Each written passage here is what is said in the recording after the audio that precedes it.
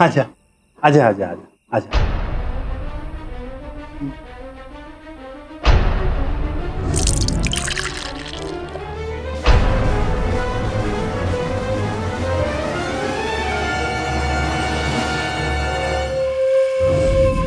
कहते हैं विवाह प्यार का जीवन भर का बंधन है, लेकिन यह बंधन अगर पांव की बेड़ी और गले की जंजीर बन जाए तो यही रिश्ता पति या पत्नी के लिए नर्क से भी बदतर हो जाता है। सुल्तानपुर की एक गली में जिस्म फरोशी करती यह औरत कौन थी? देखने से तो ऐसा नहीं लग रहा था कि यह इस औरत का पेशा था। चेहरे पर बेहद तनाव और गहरा दर्द था। आखिर यह औरत ऐसा क्यों कर रही थी? जाहिर है ऐसा करने के पीछे इसकी कोई ना कोई मजबूरी जरूर थी। आखिर क्या थी वो मजबूरी?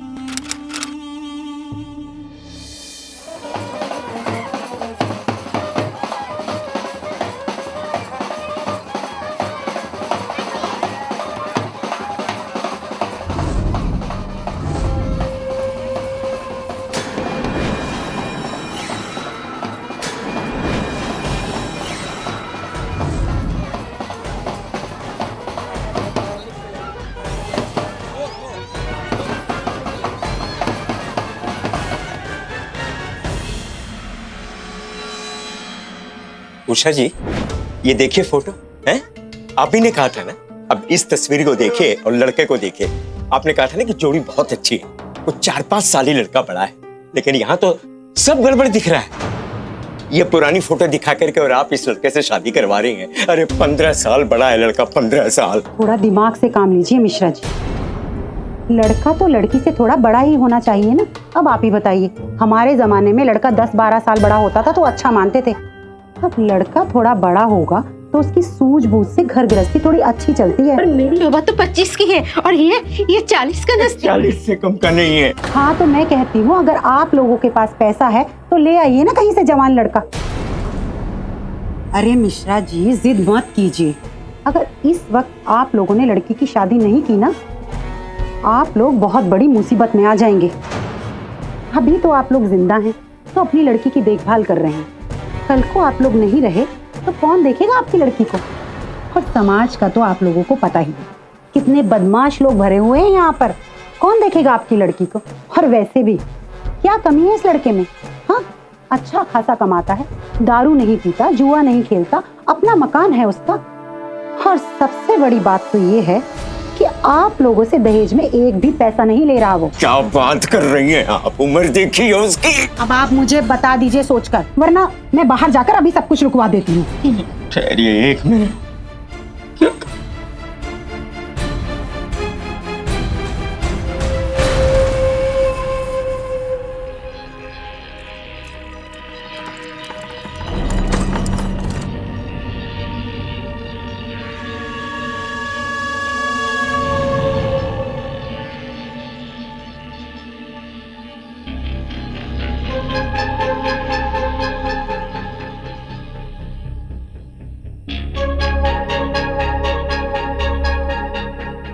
कहाँ महेश भैया? न बाराती, न पार्टी, न बताया, न बुलाया भी हैं। प्रणाम भाभी।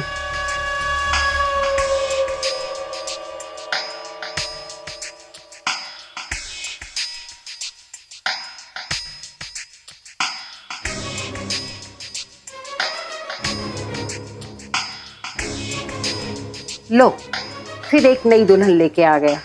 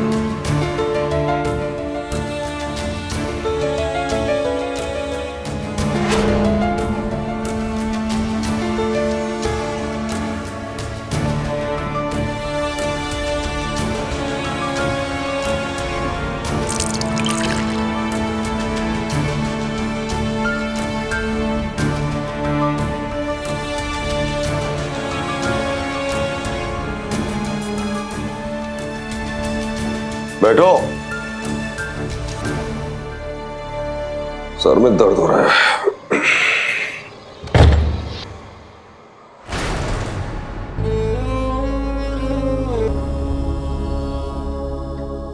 बैठो, वहां दरी है, बिछाओ और बैठ जाओ। मेरे सर में दर्द हो रहा है, सो जाओ।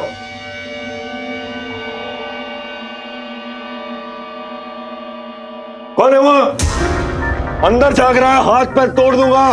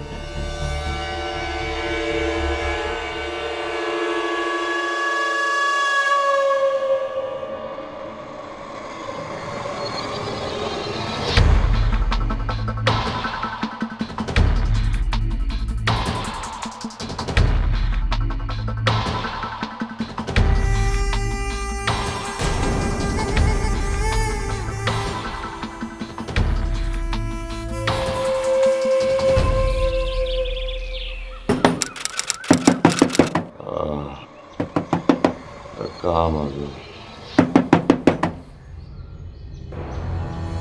कौन है? क्यों भाई, सारी उम्र फ्री में रहने की सोची है? 3 महीने का किराया बका है, कब दोगे? अरे क्या शर्मा जी, रोज सुबह सुबह जगा देते हो। देता हूं ना किराया, भागा थोड़ी नहीं जा रहा हूं। अब जाओ यहां से। तुम्हारी कितनी शामें हो चुकी है, कोई हिसाब है? झांक क्या रहे हो?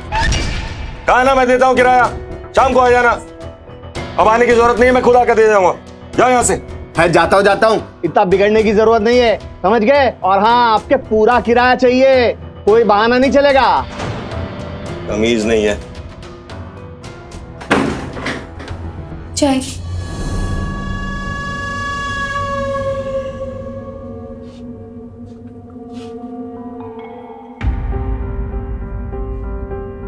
कपड़े कहाँ हैं?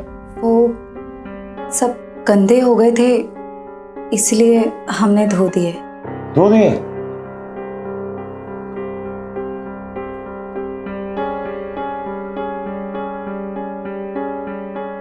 तो मैं क्या तेरी साड़ी पहन कर फैक्ट्री जाऊंगा?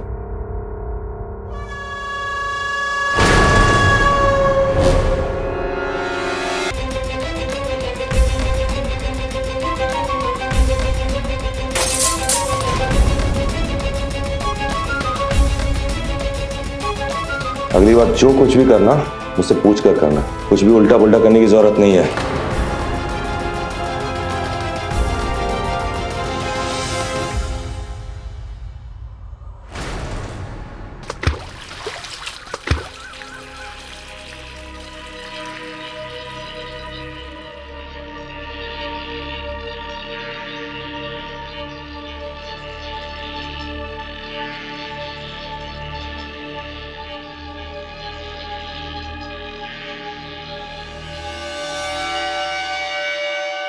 ये माँ बाबूजी आपके लिए शादी में गिफ्ट दिए थे।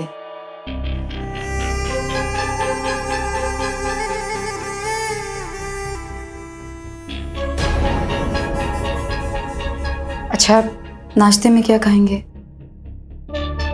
मैं नाश्ता नहीं करता, मैं फैक्ट्री में देखूंगा। और रात का खाना? कुछ भी बना लेना, चिंता मत करो। मासूम शोभा ये कहां आ गई थी? एक खुशनुमा शादी का जो सपना उसने देखा था वो ऐसा निकलेगा ये उसने कब सोचा था? फिर भी गहरी सोच में डूबी शोभा ने हालात को सुधारने का तरीका ढूंढना शुरू किया। उसने अपना नया घर बसाना उसे सहेजना शुरू किया, पर जल्द ही उसे एहसास हो गया कि महेश की हालत बद से बदतर थी। वो भारी कर्ज में डूबा हुआ था। उसके सामाजिक संबंध, यहां तक कि पड़ोसियों से रिश्ते नाते ना के बराबर थे। एक संदेह का साया हमेशा इस माहौल को घेरे रहता था, मानो पड़ोसियों को ऐसा कुछ मालूम था जिसका इल्म शोभा को अब तक नहीं था।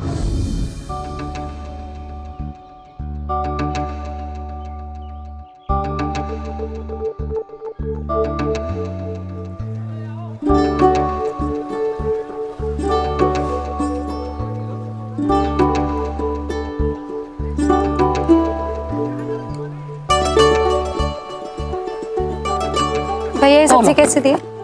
अरे तुम तो महेश की बीवी हो ना?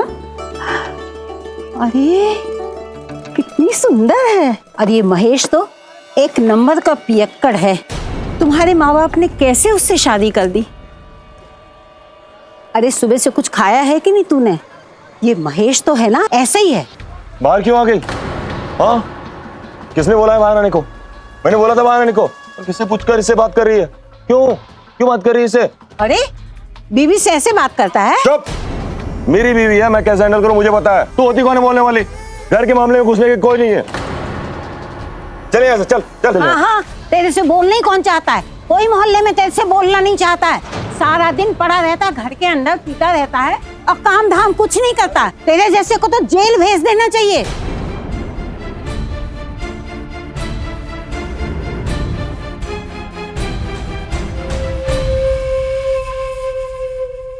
बहुत शौक है ना तुझे घूमने का, लोगों से बातें करने का। अब से बाहर निकलना बंद। कुछ समझी?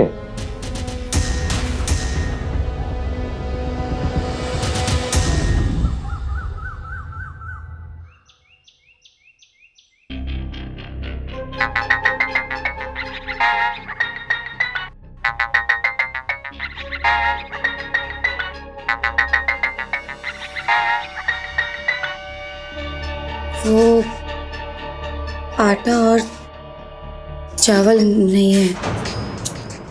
क्या बोला था मैंने तुम्हें? कल क्या कहे थे?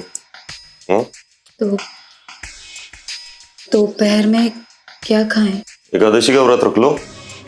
एक दिन नहीं खाओगे तो भूखे नहीं मर जाओगी। आते हुए दाल आटा चावल सब लेके आएंगे। हमें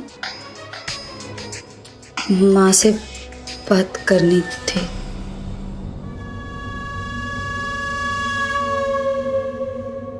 पान लेकर आओ। मेरी हो गई, सुनती नहीं हो?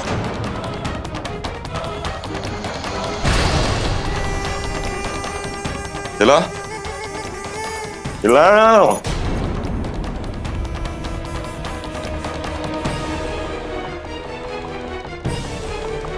माँ बाप भाई बहन सब खत्म। शादी के बाद माँ बाप भाई बहन सब मैं हूं।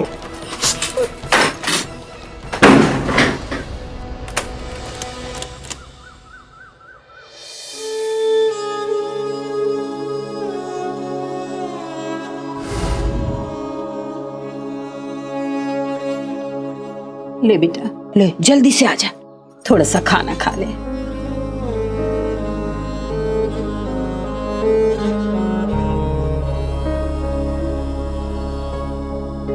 महेश है ना, बहुत जालिम आदमी है। क्या हो रहा है? सुबह से भूखी है बेचारी। हाँ तो कौन हो तुम उसकी? मौसी, चाची, अम्मा, क्या चाहिए तुम्हें? चलो निकलो यहाँ से। दोबारा इधर दिखाई दिया ना सर तोड़ दूंगा तुम्हारा। चले यहाँ से। जानवर कहीं का, बीवी को खिला नहीं सकता तो शादी करके क्यों लाता है? तेरे जैसे को तो जेल भेजना चाहिए। जेल भेजना चाहिए। जेल भेजना चाहिए। क्या है? हाँ, मना किया था तुझे। रुक बताता हूँ।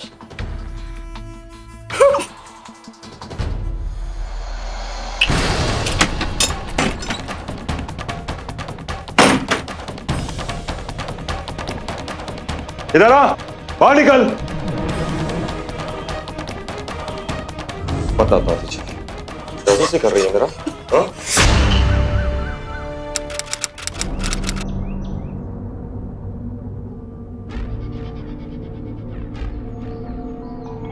अंदर है, अंदर। खिड़की से देखो, देखो देखो।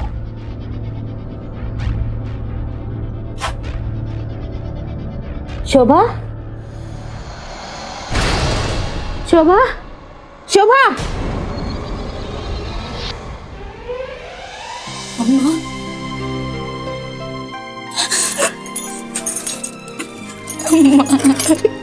क्या हो गया तुझको? इतनी कमजोर कैसे हो गई? कुछ खाया कि नहीं तुमने?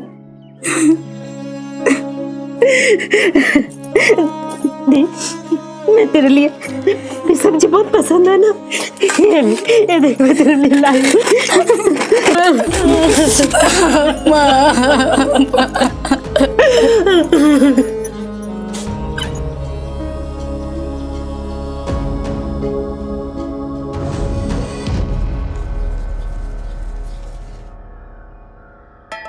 क्या हो गया? क्या हो गया क्या? हमारी इससे ज्यादा में बात हुई थी। और ये क्या दे रहे हो तुम मुझे? तुम्हारी इस उम्र में लड़कियों को ढूंढ कर लाना कोई आसान काम है क्या? कितना रिस्की काम है। अगर कभी किसी को खबर हो गई ना तो हम दोनों को जेल हो जाएगी। अरे आज तक हुई जो अब हो जाएगी। पहले भी तो शादी की है मैंने, तुमने ही कराई है, आगे भी करूंगा। थोड़ा कर्जा उतारा, थोड़ा मस्ती काटा, बाद में ये बासी फिर नई दासी। अरे आगे भी ब्याह करानी है तुमको, एडवांस समझ के रख लो, तो कमाओगी मेरे साथ। हाँ हाँ खूब कमाओगे। अब इस लड़की को संभाल कर रखो। तुम्हारी इस उम्र में मैं तुम्हारे लिए और लड़कियां नहीं ला पाऊंगी, और वो भी ऐसी जो तुम्हारे घर का काम भी करे और बाहर का भी, और तुम्हारे कर्जे भी उतारे। और अब तुम्हारी फोटो वोटो से काम नहीं चलेगा। लड़की के माँ बाप लड़के से मिलना चाहते हैं। अब इसको संभाल कर रखो, समझे? हाँ समझ गया, संभाल कर भी रखूंगा, सर पे बिठा कर भी रखूंगा। बाद का पैसा बाद में देता हूँ, अभी जाता हूँ, बाद में आ रहा हूँ। तुम्हारे बाबूजी से बोलती हूँ महेश से बात करने को। नहीं अम्मा, जरूरत पड़ेगा तो पुलिस से भी। नहीं, कोई फायदा नहीं है, बदनामी होगी। देख, मैं तुम्हारे बाबूजी को बोलकर तुम्हें घर वापस ले आऊंगी। हाँ? अम्मा, तुमने हमारा ब्याह करा दिया, अब और तुम पर बोझ नहीं बनेंगे। हम ठीक है अम्मा, हमें कुछ नहीं होगा।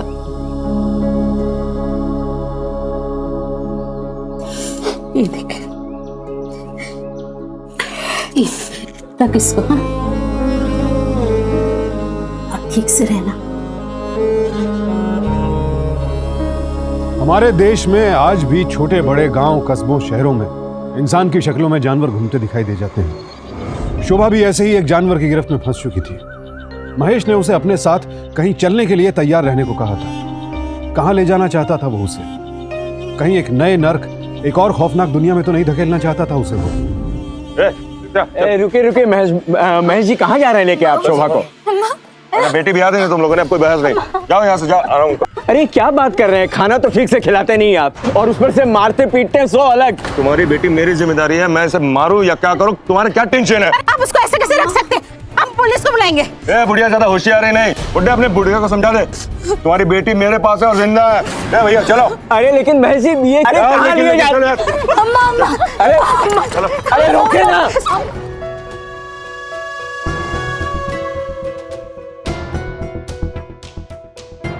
काम के लिए ले आऊं, ट्राई लेकर देख लो, खुश हो जाओगे। टैलेंटेड है।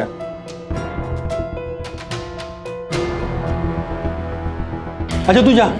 हाँ आओ, तुम अंदर जाओ, अंदर जाओ। एडवांस कहा था ना। याद है, मुझे याद है। अरे भाई देख, तेरा पैसा तैयार रखा है।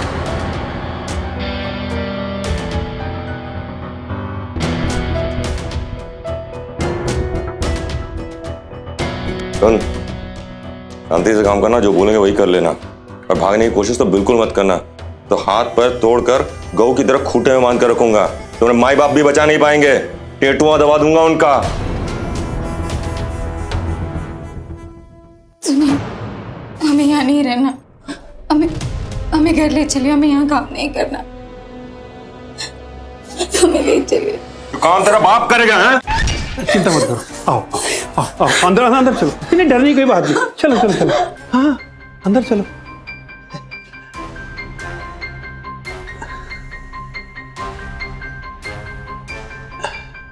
नहीं नहीं सर, चलो चलो, जल्दी जल्दी।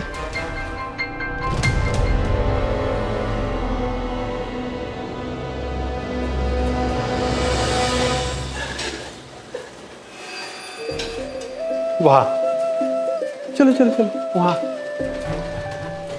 वहां जाके बैठ जाओ। हाँ?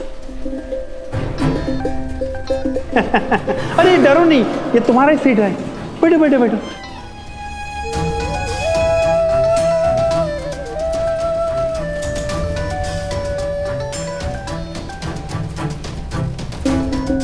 शोभा ने जैसा सोचा था उसके काम करने की जगह उसके ठीक विपरीत निकली। उसकी परेशानियां कम होने के बजाय और बढ़ गईं। एक और महेश का दुर्व्यवहार उसे खाए जा रहा था, वहीं दूसरी ओर अब काम पर भी उसे एक हैवान की गंदी नजरों, बातों और हरकतों का सामना करना पड़ रहा था।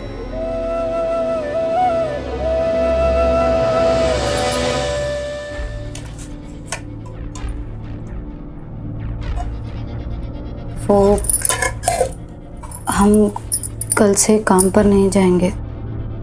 हम कल से काम पर नहीं जाएंगे। आज का पगार?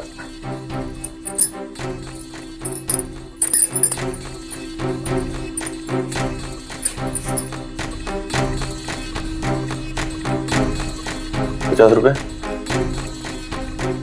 कहाँ है ₹50?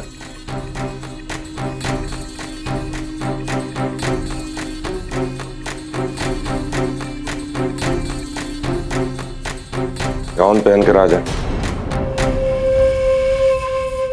महेश के लिए शोभा अब महज कमाई का जरिया बन चुकी थी। शोभा द्वारा मैनेजर की शर्मनाक और जलील हरकतों का बार बार जिक्र करने के बावजूद महेश उसे काम पर जाने के लिए मजबूर करता रहा। महेश के सामने अब बस एक ही लक्ष्य था, अपने सर से कर्ज का बोझ उतारना, और उसे यकीन हो चला था कि शोभा की कमाई के जरिए वो आसानी से ऐसा कर सकता है। दरअसल इस दूसरी शादी के पीछे असली वजह भी यही थी। यह रिश्ता नहीं, कमाई का साधन था। महेश को अपने लिए जीवन साथी नहीं, एक गुलाम चाहिए था। सही मायनों में देखें तो ये एक तरह से बंधुआ मजदूरी ही थी, एक अपराध था। लेकिन इसे विवाह का जामा पहना देने से इसके खिलाफ कानूनी कार्रवाई करने में दिक्कतें बढ़ जाती हैं। खुद शोभा इसके खिलाफ लड़ने में फिलहाल बिल्कुल अक्षम थी। उसके सामने कोई विकल्प ही नहीं था। माँ बाप के पास वापस जाने का मतलब था उन पर एक नई समस्या, एक नया दुख लादना। इसलिए शोभा ने तय कर लिया कि वो खुद को भाग्य के हाथों छोड़ देगी, वक्त की धारा के साथ बहती जाएगी।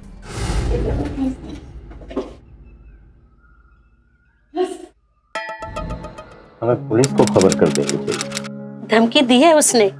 पुलिस के पास गए तो शोभा को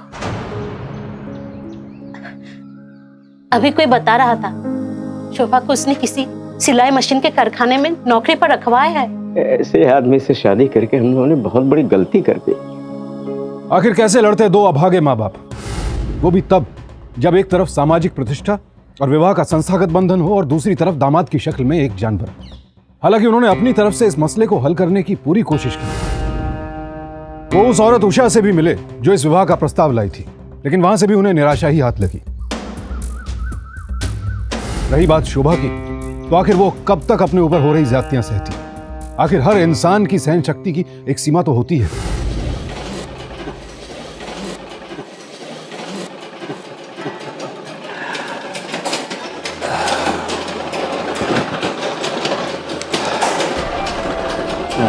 शोभा,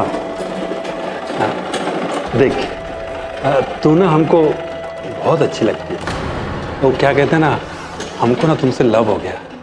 हम तुमको बहुत पैसे देंगे। हाँ, बस एक बार हमारे साथ हमारे घर चल, समझ गए ना?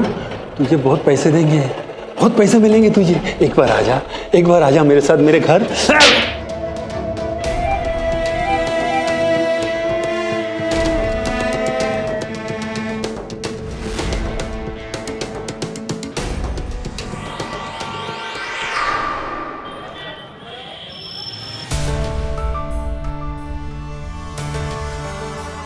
भाभी, फैक्ट्री में काम कर रहा था, अचानक बेहोश हो गया। डॉक्टर ने बोला कि इतने साल से दारू पी रहा है, इसकी वजह से इसका लीवर खराब हो गया।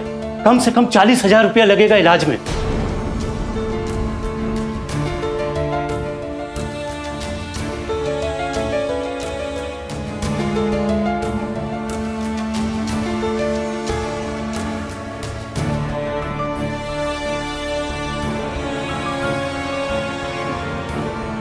क्या तुम उसकी बीवी हो? उधर कैश काउंटर पे 20,000 अभी और 25,000 बाद में भरना है, क्योंकि पेशेंट की हालत बहुत खराब है, ऑपरेशन की भी जरूरत पड़ेगी।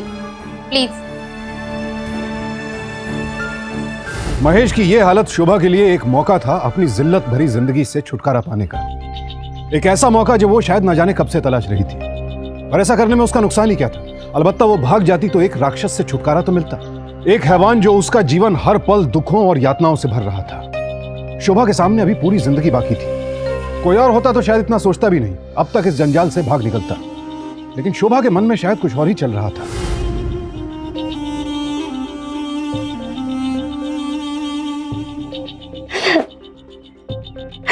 आजा अंदर आजा बेटा, देखिए। बैठ।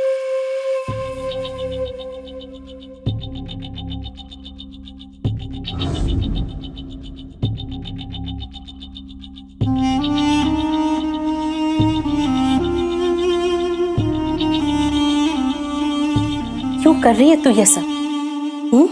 अरे मरने दे उस राक्षस को। ठीक कह रही है बेटा, पिंड छूटे ऐसे कमीने आदमी से। जिंदगी नरक बना दी उसने तेरी। अब वो मरेगा तो ही तेरी जान बचेगी। लेकिन अम्मा, आप ही लोगों ने तो हमें सिखाया कि अगर कोई हमारे साथ बुरा करे तो हमें उसका भला करना है। हमें अपना धर्म और कर्तव्य निभाना है अम्मा।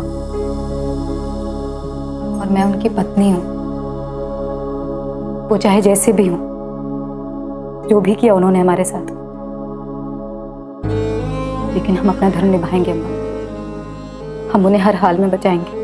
ये 10,000 है, शादी में इतना खर्चा हुआ, कुछ नहीं हमारे पास, बाकी किधर से लाएगी? हाँ, शोभा ने जो सोचा वो शायद हम में से ज्यादातर की सोच नहीं होती। उसका फैसला सही था या गलत, ये तो वक्त ही बताएगा। अपना नया आत्मविश्वास साथ लिए वो कई लोगों के पास मदद मांगने गई, लेकिन सभी ने इनकार कर दिया। हताश, निराश, लेकिन अब भी उम्मीद लिए शोभा महेश को देखने एक बार फिर से अस्पताल पहुंची।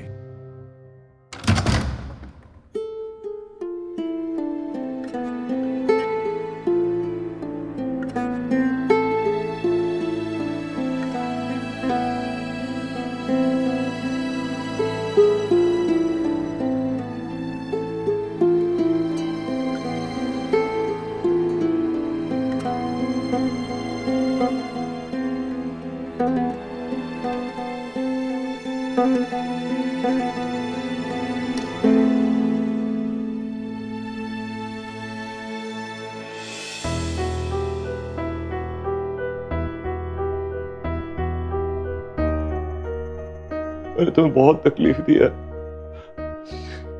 इसलिए मुझे तकलीफ मिल रही है। मुंह कलवला रहा, अंदर खींच रहा। बचा लो हमको, बचा लो ना। हमने पूरी कोशिश की, लेकिन इतना पैसा हम कहाँ से लाए? आपके नाम पर कोई पैसे भी तो नहीं देता। सिलाई मशीन के फैक्ट्री से ले आओ, मैनेजर है उससे मांग लो, हम मर जाएंगे। करो, तुम्हारा ऐसा ना नहीं भूल पाएंगे। बचा लो। संभालिए अपने आप को। नर्स, संभालिए अपने आप को। ऑपरेशन के लिए लेट हो रहा है।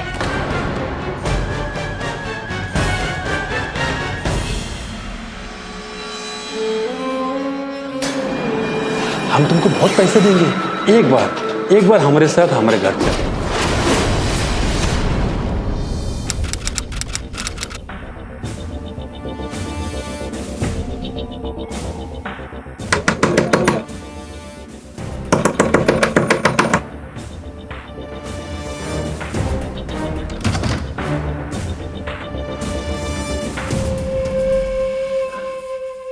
आजा आजा आजा आजा।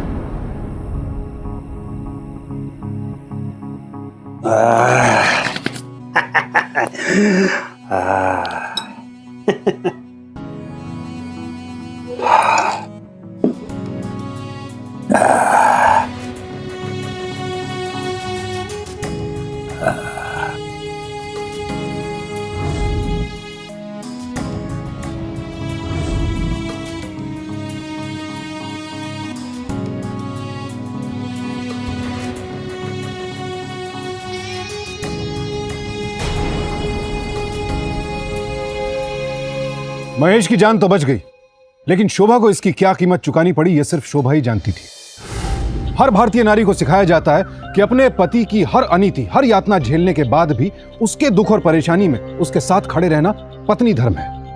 यही शोभा ने भी किया। महेश को बचाने के लिए वो खुद नर्क से गुजर गई। हमारे देश में आज भी महिलाओं के हक और अधिकार की बात को कोई तवज्जो नहीं देता है। बहरहाल महेश को एक नया जीवन दान मिल चुका था, लेकिन सवाल यह है कि क्या यह नया जीवन एक नई सोच को भी जन्म देगा, जीवन के एक नए अध्याय की नींव रखेगा? ठीक है, अब तेरी तबीयत?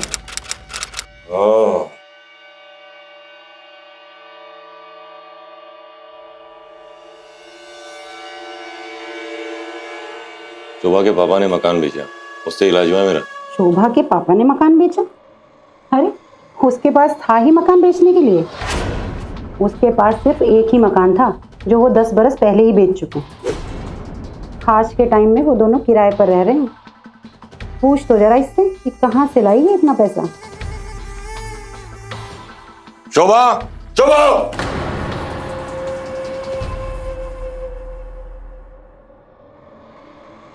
कहां से आए पैसे? किधर से लाए पैसे? ने कहा तो था आपसे कि बाबा ने मकान बेचा है। तेरे बाप के पास मकान था भी जो बेचा है? कहां से लाए पैसे? जिस बेचा है क्या किया? तेरे बाप ने गहना भी नहीं दिया था बेचने के लिए। कहां से आए पैसे? वो पैसे नहीं मिल रहे थे तो हमने मैनेजर से ले लिया। अरे मैनेजर ऐसे कैसे दे देगा? क्या दिया तूने उसे? पेट से है। पेट से है? अरे किसका बच्चा मेरे सर पे मर रही है? तू अब 1 मिनट नहीं रुक सकती। चल यहाँ से। तुझ जैसे बच्चे लाओ बाजारों औरत को मैं घर में नहीं रख सकता। चल किसका बाजार कहीं की तब बाजार का बाप मेरे सर पे मर दे। अब जाए यहाँ से। गली मोहल्ले में मजाक बना रखा है तूने। भिखारी है तेरा बाप। मकान बेचा था मेरे बाप ने।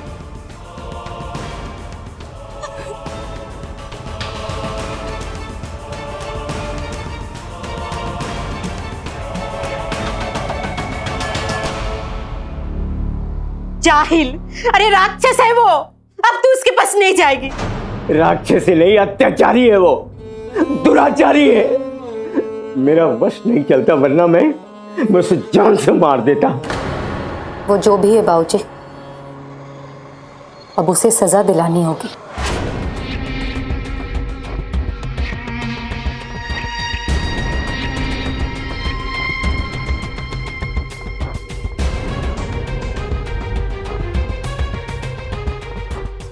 ये जी, हमें अपने पति के खिलाफ रिपोर्ट लिखवानी है। शादी की रात से उसने हमसे मारपीट शुरू कर दी थी।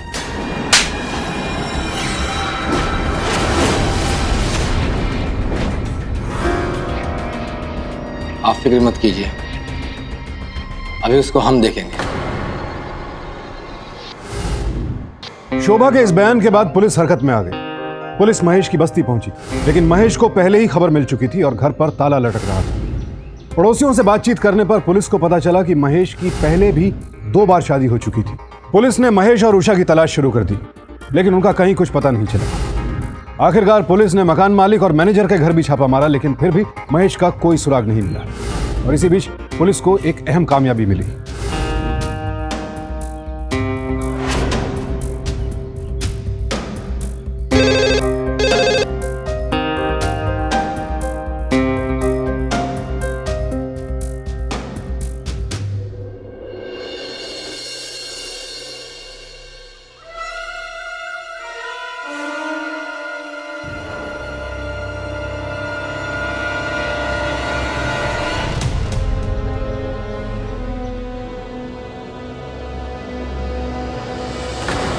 चल भाई, खेल खत्म तेरा, खड़ा हो।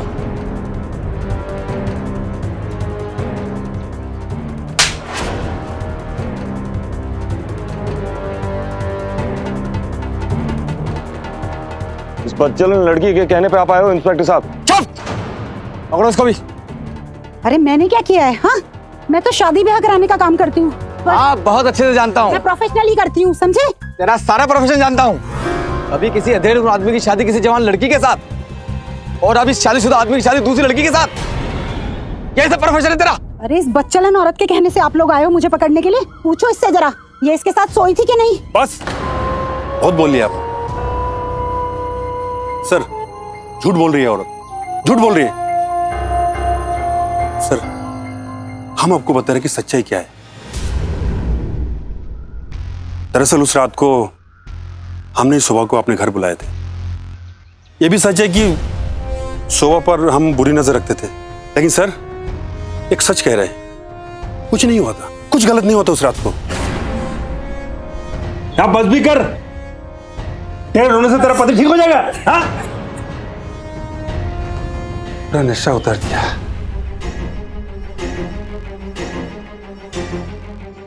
ओए, इधर देख, इधर देख, किसके लिए कर रही था? हाँ? किसके लिए? तेरे उस मरेल पति के लिए? वो पियक्कड़? अरे वो जानवर है, जानवर। खराब कर दिया। मर।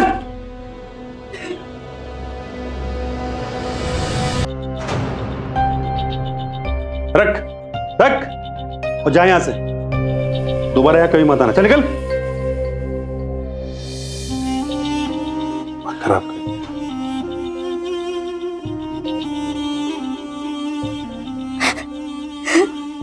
अरे ये औरत अपने पति को बचाने के लिए मेरे पास आई थी, अपने जिस्म बेचने के लिए।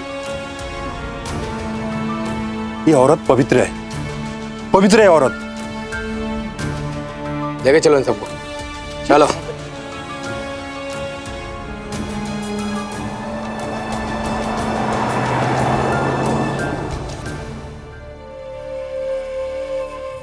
विवाह का रिश्ता परस्पर प्रेम, सहयोग, बराबर जिम्मेदारियों और बराबर अधिकारों का रिश्ता होता है। खौफ, यातना, शोषण और अनीति का नहीं।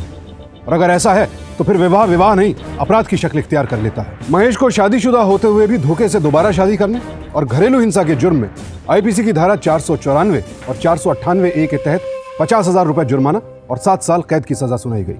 साथ ही साथ ऊषा को महेश का साथ देने और धोखे से शोभा की शादी कराने के जुर्म में 4 साल कैद की सजा सुनाई गई।